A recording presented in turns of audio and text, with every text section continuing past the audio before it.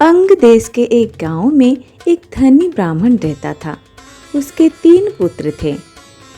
एक बार ब्राह्मण ने यज्ञ करना चाहा। उसके लिए एक कछुए की जरूरत हुई। उसने तीनों भाइयों को कछुआ लाने को कहा। वे तीनों समुद्र पर पहुंचे। वहां उन्हें एक कछुआ मिल गया। बड़े पुत्र ने कहा, मैं भोजन चंग हूं, इसीलिए कछुए को नहीं छूऊंगा। मझला बोला, मैं नारी चंग हूं, मैं नहीं ले जाऊंगा। सबसे छोटा बोला, मैं सैया चंग हूं, सो मैं भी नहीं ले जाऊंगा। वे तीनों इस बहस में पड़ गए कि उनमें से कौन बढ़कर है। जब वे आपस में इसका फैसला ना कर सके तो राजा के पास पहुंचे। राजा ने कहा, आप लोग रुकें, मैं तीनों की अलग अलग जांच करूंगा। इसके बाद राजा ने बढ़िया भोजन तैयार कराया और तीनों खाने बैठे। सबसे बड़े ने कहा, मैं खाना नहीं खाऊंगा, इसमें मुर्दे की गंध आती है। वो उठकर चला गया।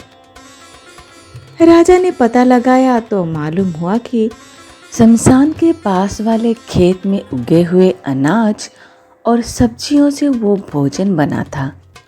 राजा ने कहा, तुम सचमुच भोजन चंग हो, तुम्हें भोजन की पहचान है। रात के समय राजा ने एक सुंदर स्त्री को मछली भाई के पास भेजा। ज्यों ही वो वहां पहुंची कि मछली भाई ने कहा, इसे हटाओ यहाँ से, इसके शरीर से बकरी के दूध की गंध आती है। राजा ने ये सुनकर पता लगवाया तो मालूम हुआ कि वो स्त्री बचपन में बकरी के दूध पर पली थी। राजा बड़ा खुश हुआ और बोला, तुम सचमुच नारी चंग हो। इसके बाद उसने तीसरे भाई को सोने के लिए 7 गद्दों का पलंग दिया।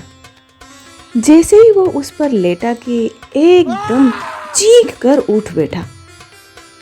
लोगों ने देखा उसकी पीठ पर एक लाल रेखा खींची थी। राजा को खबर मिली तो उसने बिछौनों को दिखवाया। 7 गद्दों के नीचे उसमें एक बाल निकला। उसी से उसकी पीठ पर लाल लकीर पड़ गई थी। राजा को बड़ा अचरज हुआ। उसने तीनों को 1-1 लाख असरफियां दी। अब वे तीनों कछुए को ले जाना भूल गए और वहीं आनंद से रहने लगे। इतना कहकर बेताल बोला, हे राजा, तुम बताओ,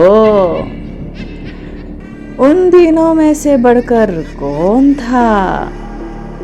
राजा ने कहा, मेरे विचार से सबसे बढ़कर सैया चंग था, क्योंकि उसके पीठ पर बाल का निशान दिखाई दिया और ढूंढने पर बिस्तर में बाल पाया भी गया।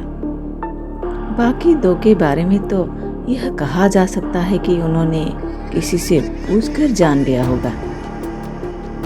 इतना सुनते ही बेताल फिर से पेड़ पर जा लटका।